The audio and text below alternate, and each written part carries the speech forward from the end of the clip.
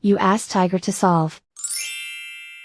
This deals with linear equations with one unknown. The final result is x equals 1 over 2. Let's solve it step by step. Group all constants on the right side of the equation. Subtract 7 over 4 from both sides.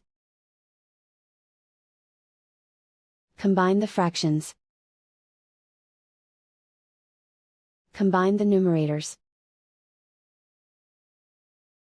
Reduce the zero numerator. Simplify the arithmetic. Convert the integer into a fraction. Combine the fractions. Combine the numerators. Isolate the x.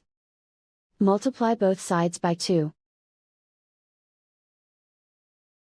Group like terms. Multiply the coefficients. Simplify the fraction. Multiply the fractions. Find the greatest common factor of the numerator and denominator. Factor out and cancel the greatest common factor. And so the final result is x equals 1 over 2.